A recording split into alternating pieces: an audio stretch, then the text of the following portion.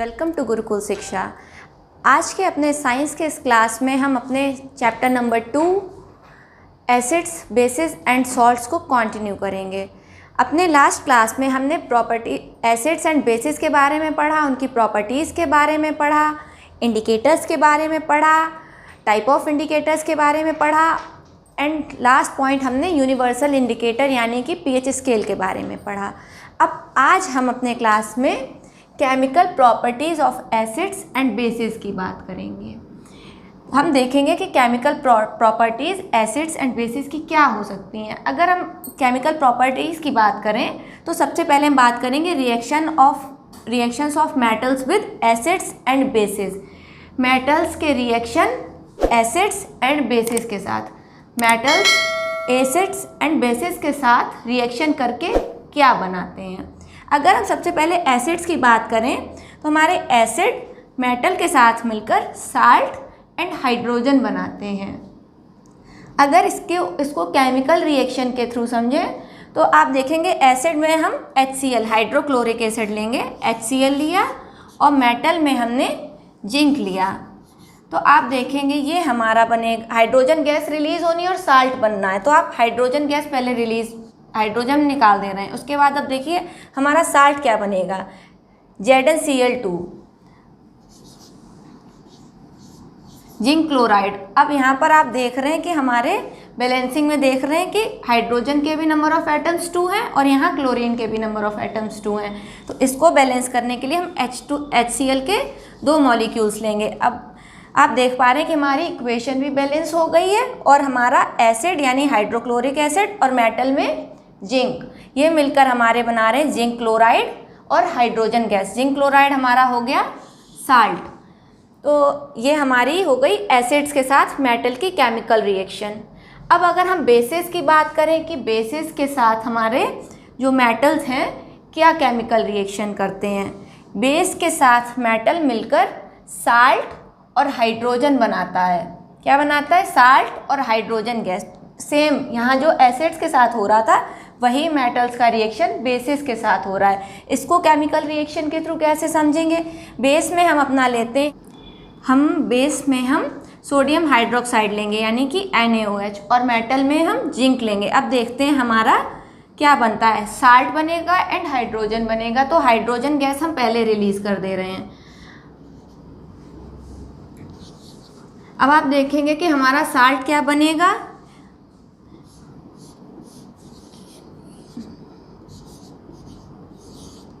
हमारा साल्ट बन रहा है Na2ZnO2 यानी कि सोडियम जिंकेट बन रहा है। अब आप बैलेंसिंग देख पा रहे हैं, मैंने पहले ही यहाँ पर नंबर ऑफ एटम NaOH का 2 कर दिया क्योंकि हाइड्रोजन गैस में हाइड्रोजन के नंबर ऑफ एटम्स 2 हो रहे हैं।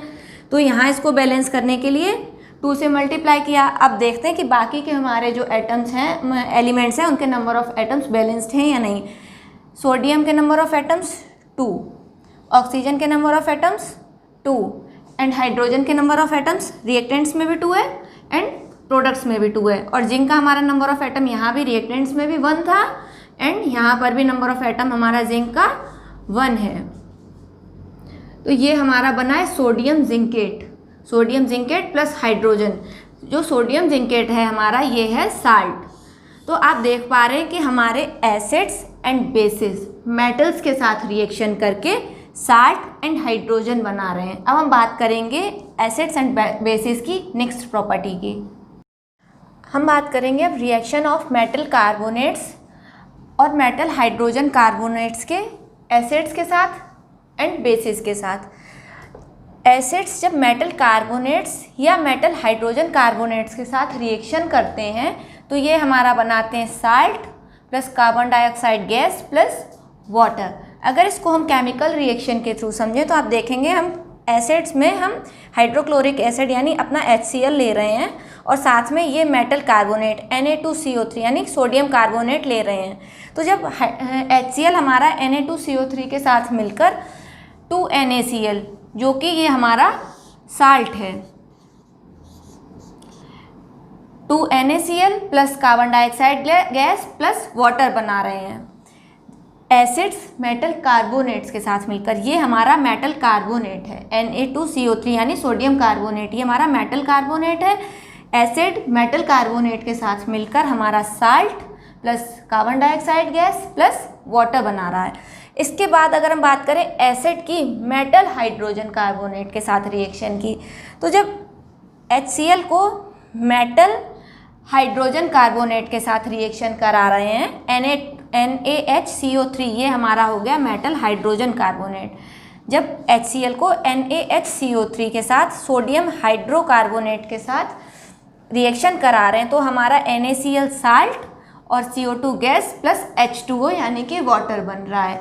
फिर अगर हम बात करें metal carbonates and metal hydrogen carbonates के रिएक्शन की बेसिस के साथ, तो आपको मैं बता दूं कि basis metal carbonates and metal hydrogen carbonates के साथ रिएक्शन नहीं करते। अगर आपसे पूछा जाएगा कि बेसिस का एग्जाम्पल पूछा जाता है, सपोज कि write an example of bases with reaction with metal carbonates and metal hydrocarbonates, तो इसमें आप लिख देंगे कि bases do not react with metal carbonates and metal hydrogen carbonates.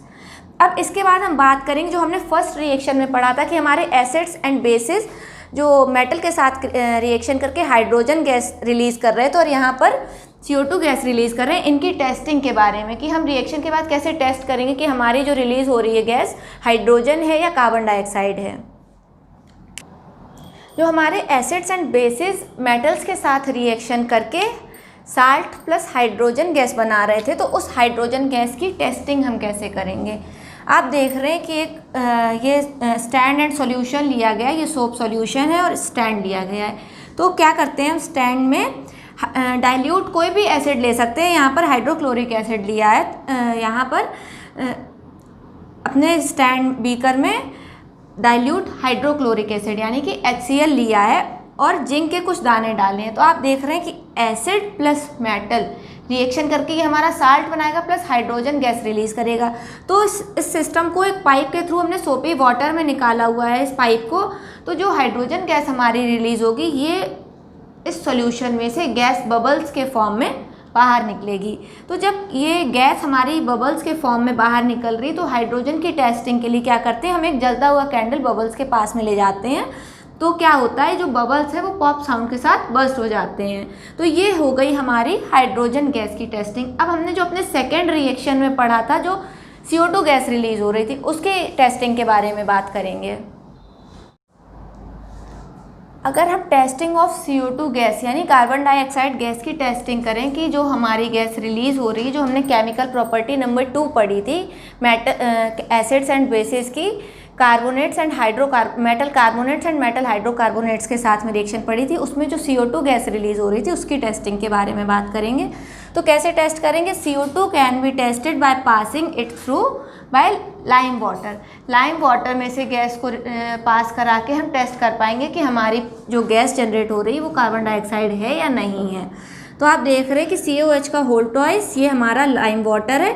तो लाइम वाटर में जब कार्बन डाइऑक्साइड गैस पास करा रहे हैं तो ये हमारा CaCO3 प्लस वाटर बना रहा है। जो हमारा COH का होल ट्वाइस यानी कि जो हमारा ये लाइम वाटर है ये कलरलेस कह सकते हैं या वाटरी कलर कह सकते हैं, ये कलरलेस सॉल्यूशन होता है। फिर जो हमारा CaCO3 कैल्शियम कार्बोनेट मिलता है ये हमारा मिल्की कलर का सॉल्यूशन होता है।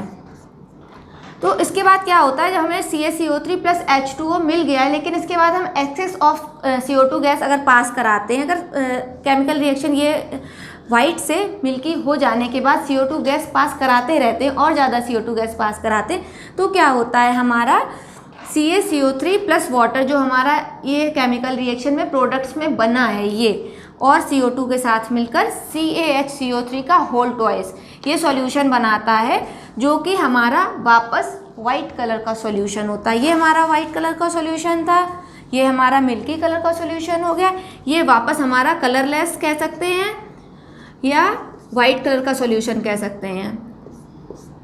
तो ये हमारा वापस कलरलेस सॉल्यूशन मिलता है। ये हो गई हमारी टेस्टिंग ऑफ CO2 गैस। इसके बाद हम फिर वापस बात करेंगे अपनी केमिकल प्रॉपर्टीज़ की, एसिड्स एंड बेसिस की। हमारी नेक्स्ट केमिकल प्रॉपर्टी है reaction of acids and basis with each other. जब एसिड्स एंड बेसिस एक दूसरे के साथ, एसिड्स बेस के साथ या बेस एसिड्स के साथ रिएक्शन करते हैं तब क्या होता है। तो एसिड्स एंड बेसिस जब एक दूसरे के साथ रिएक्शन करते हैं ये हमारा बनाते हैं साल्ट प्लस वाटर।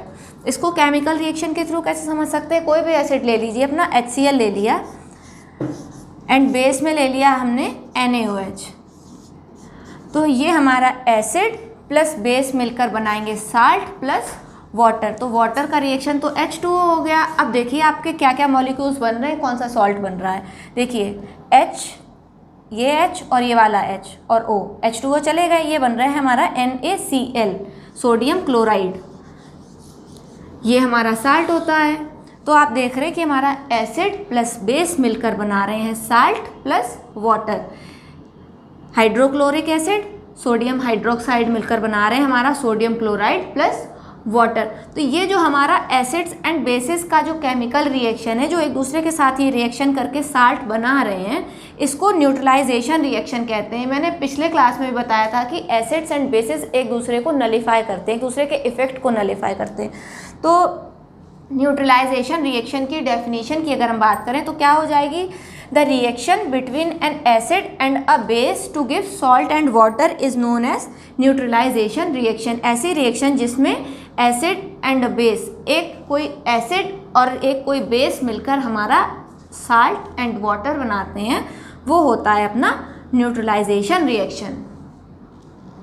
अब अगर हम अपनी लास्ट केमिकल प्रॉपर्टी की बात करें तो क्या है, reaction of metallic oxides with acids. Metallic oxides के एसिड्स के साथ रिएक्शन। मेटेलिक ऑक्साइड्स जो हमारे होते हैं वो नेचर में बेसिक होते हैं। तो क्या है कि ये हमारा बेसिक नेचर का मेटेलिक ऑक्साइड है, एसिड के साथ रिएक्शन कर रहा है। तो एसिड एंड बेस के रिएक्शन में भी आपने क्या पढ़ा कि एसिड एंड बेस मिलकर हमारा साल्ट प्लस वाटर बनाते हैं। देखिए सेम हो रहा है, यहाँ पर साल्ट प्लस वाटर बन रहा है। क्या है, मेटेलिक ऑक्साइड है, वो बेसिक नेचर का है। तो एक तरीके से हमारी एसिड प्लस बेस वाली रिएक्शन हो गई, या कह सकते हैं एसिड प्लस मेटेलिक ऑक्साइड, ये मिलके हमारे बना रहे हैं साल्ट प्लस वाटर। अगर केमिकल रिएक्शन देखें तो हमारा क्या हो जाएगा, देखिए एसिड में हमने लिया है HCl और ये हमारे जो CaO, MgO ये हैं हमारे मेटेलिक ऑक्साइड, ये हमारे मेटल्स हैं, Ca एंड Mg ये मेटल्स हैं, इनके ऑक्साइड हो गए ये CaO एंड MgO। तो हमारा एसिड HCl लिया है, 2 मॉलिक्यूल्स लिए हैं हमने HCl के। HCl हमारे मेटेलिक ऑक्साइड यानी कि CaO के साथ रिएक्शन करके कैल्शियम क्लोराइड प्लस वाटर बना रहा है। ये कैल्शियम क्लोराइड हमारा होता है साल्ट। तो ये बना रहे हैं हमारे CaCl2 यानी कि कैल्शियम क्लोराइड एंड वाटर। ये हमारा साल्ट है और ये हमारा वाटर, ये है कैल्शियम क्लोराइड और ये है वाटर। ठीक है, अब हम बात करेंगे reaction of non metallic oxides की। अभी हमने बात की थी मेटेलिक ऑक्साइड्स की, इसके बाद अब हम बात कर रहे हैं नॉन मेटेलिक ऑक्साइड्स की। नॉन मेटेलिक ऑक्साइड्स की रिएक्शन बेसिस के साथ। तो जो नॉन मेटेलिक ऑक्साइड्स हैं हमारे, वो नेचर में एसिडिक होते हैं, एसिडिक नेचर के होते हैं। तो आप क्या देख पा रहे हैं, फिर हमारा सेम एसिड प्लस बेसिस वाला रिएक्शन हो रहा है। तो जब हमारे बेसिस नॉन मेटेलिक ऑक्साइड्स के साथ रिएक्शन करेंगे तो यह भी हमारा साल्ट प्लस वाटर बनाएंगे। जो नॉन मेटेलिक ऑक्साइड्स हैं वो हैं एसिडिक नेचर के, और जो मेटेलिक ऑक्साइड्स हैं वो बेसिक नेचर के हैं। ये चीज़ें आपको ध्यान रखनी पड़ेंगी। तो क्या हो रहा है, जब हमारा नॉन मेटेलिक ऑक्साइड के साथ बेस का रिएक्शन हो रहा है, हमारा साल्ट प्लस वाटर बन रहा है। इसकी केमिकल रिएक्शन क्या हो जाएगी, बेस में हमने लिया कैल्शियम हाइड्रोक्साइड, कैल्शियम हाइड्रोक्साइड लिया CaOH का होल ट्वाइस, और नॉन मेटेलिक ऑक्साइड हो गया हमारा CO2 गैस। तो हमने जब CaOH का होल ट्वाइस को कार्बन डाइऑक्साइड गैस के साथ रिएक्शन कराया तो ये हमारा बना CaCO3 यानी कि calcium carbonate plus water. CaCO3 ये हमारा सॉल्ट होता है। तो देख पा रहे हैं आप कि हमारे नॉन मेटेलिक ऑक्साइड्स बेसिस के साथ एंड मेटेलिक ऑक्साइड्स एसिड्स के साथ रिएक्शन करके दोनों के दोनों साल्ट प्लस वाटर बना रहे हैं। तो ये हमारी हो गई chemical properties of acids and basis. इसके बाद हम बात करेंगे एसिड्स एंड बेसिस की प्रॉपर्टीज़ जो सारे एसिड्स में होती हैं या फिर सारे बेसिस में होती हैं। अगर हम बात करें what do all acids and basis have in common, सारे एसिड्स में एंड सारे बेसिस में क्या कॉमन होता है। तो देखेंगे एसिड्स में क्या कॉमन होता है, all acids have H positive ion. हमारा कोई भी एसिड हो, चाहे HCl हो या H2SO4 हो, सभी में H positive ion, H positive ion हमारा सभी एसिड्स में कॉमन होता है।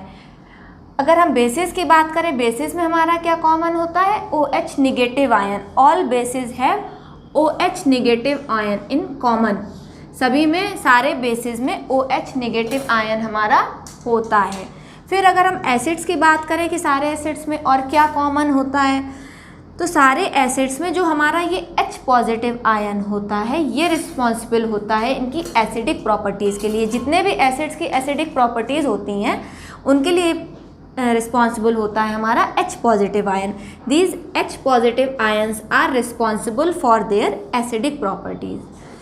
सेम एज हम अगर बेसिस में बात करें, बेसिस में क्या होता है, जो हमारा OH निगेटिव आयन होते हैं ये हमारे रिस्पॉन्सिबल होते हैं बेसिक नेचर के लिए। बेसिस के बेसिक नेचर के लिए, चाहे कोई सा भी बेस हो हमारा, सभी के बेसिक नेचर के लिए जो OH निगेटिव आयन्स होते हैं वो हमारे रिस्पॉन्सिबल होते हैं। और एक अभी हमने केमिकल प्रॉपर्टी जो पढ़ी थी, acids and basis chemical reaction करके वाटर बना रहे थे, इसमें भी आप देखेंगे जो हमारा वाटर था वो एसिड्स के H पॉजिटिव आयन से एंड बेसिस के OH निगेटिव आयन से।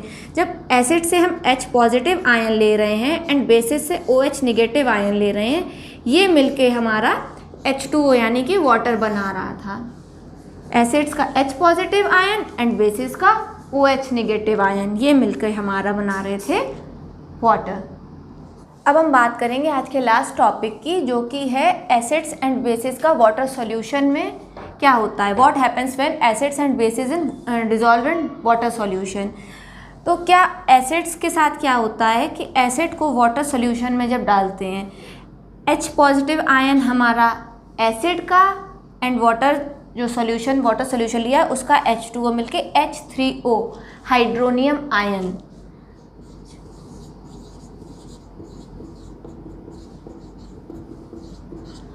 H3O जो हमारा होता है हाइड्रोनियम आयन, ये बनाते हैं। H पॉजिटिव आयन हमारे एसिड का एंड वाटर सॉल्यूशन से H2O, ये मिलके हमारा बनाते हैं हाइड्रोनियम आयन। और क्लोरीन हमारा डिस्प्लेस हो गया HCl से। तो क्या होता है, जो हमारे H पॉजिटिव आयन है ये अकेले एग्जिस्ट नहीं करते हैं, ये हाइड्रोनियम आयंस के फॉर्म में या H3O पॉजिटिव के फॉर्म में ही एग्जिस्ट करते हैं। तो हमारा ये एक तो पहली बात हो गई, पहली प्रॉपर्टी की क्या होता है कि जब वाटर सॉल्यूशन में एसिड्स को डिज़ोल्व किया जाता है। फिर अगर हम बेसिस की बात करें तो क्या होता है, basis dissolve in water and gives OH negative ion.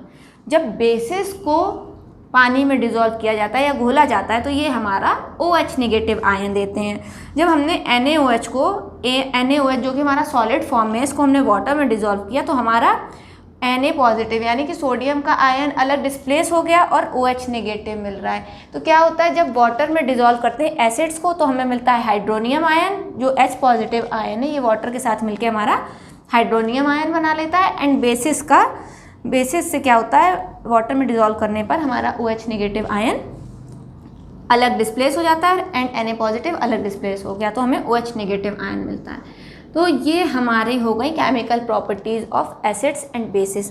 अब हमारे इस चैप्टर का एक टॉपिक साल्ट बचा है, जिसको कि हम अपने नेक्स्ट क्लास में कंटिन्यू करेंगे।